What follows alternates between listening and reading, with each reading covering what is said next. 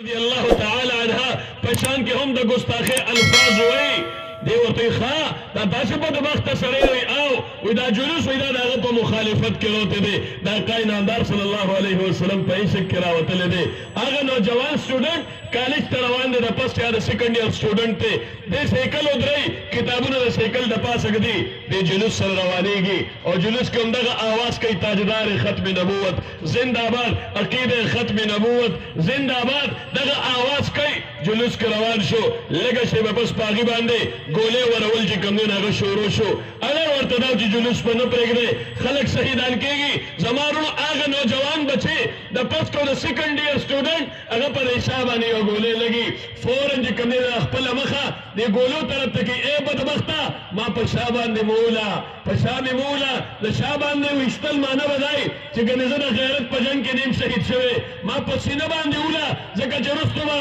القائناندار صلی الله علیه وسلم ته ورځم خپل خو پیغمبر صلی الله علیه وسلم ته وایم یا رسول الله صلی الله علیه وسلم ستا په عشق کې ستا په محبت کې په دغه جنون کې الحمدلله ما که ګولې خوړلې ده او که شهادت راته ملو شوی دی په سینه باندې په ګولې لګېدو سره ته شهادت نصیب شوی دی د شا په ګولې شهادت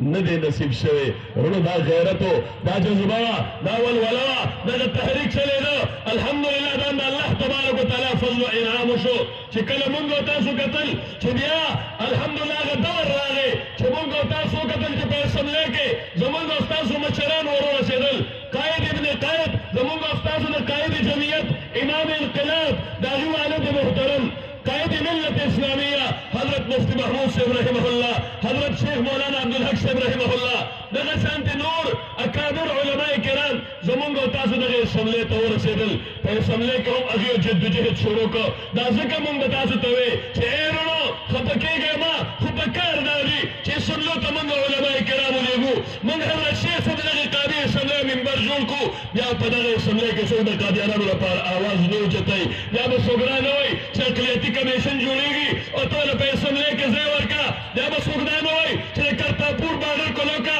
چې قادیانانو ته لار کولو شي بیا به څوک دا نه وایي چې قادیانان هم وایي دا زمونږ د دې ملک او وطن اوسېدونکي دي او دا قادیانان خو یې زمونږ دي کوم دی غرونه دي بیا به څوک دا نه وایي چې د آیین نه دغه دفعه وباسه کوم آیین کې چې دغه دفعه شامله شوې ده چې دا قادیاني کافر دی مرتد دی او زندیق دی الحمدلله دا د علماو جدوجهد دی دغه لپاره به مونږ تاسو ته راتلو چې تاسو په الیکشن کې هم حضرت شیخ صاحب قاضي اسمبلی ته ولېږئ نو بیا به څوک د عقیدې ختم نبوت خلاف نه بلکې د عقیدې د ختم نبوت تحفظ لپاره که خبره کوي حضرت شیخ صاحب به کوي را به زما او ستا اواز وي انشاءالله العزیز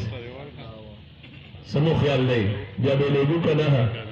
لکه چې اوس خو پته هم نه لګي چې ستاسو اېمېنی څوک دی معلوم دی درته مخکې خو یو سړی و چې هغه و خیر دی اوس درته خپل اېمېنی معلوم دی ستاسو اېمېنی اسمبلی ته لاړو خفه کېږئ مه زما محترم ورونو لږ به د ځان سره احتساب کوو منګه د کومو خلکو چې کوم دی نو دلته کې نمایندګان ځانله لېږو چې نن زما ستا دغه هلکم د دغې نمایندګۍ نه محرومه چې کوم دی هغه پاتې ده ترقیاتي کارونه خو هسې مخکې هم نو بیا هم پاتې ده خو دا به ووایم چې د دین د اواز لپاره اسلام د اواز د بلندولو لپاره چې کوم سړی زما ستا دپاره په کار و حضرت شیخ صاحب نن هغه چې کوم دی نو مونږ تاسو اسمبلۍ ته ونه لېږه په دې به استغفار هم وایو په دې به توبه وباسو الله دا ګناه چې کوم دی هغه زمونږ نه معاف کړې زمونږ نه خطا شوې ده زمونږ نه غلطي شوې ده د دې به انشاءالله مونږ تاسو کفاره ادا کوو بیا دپاره به خپل جدوجهد کوو انشاءالله العزیز او دا علماء کرام به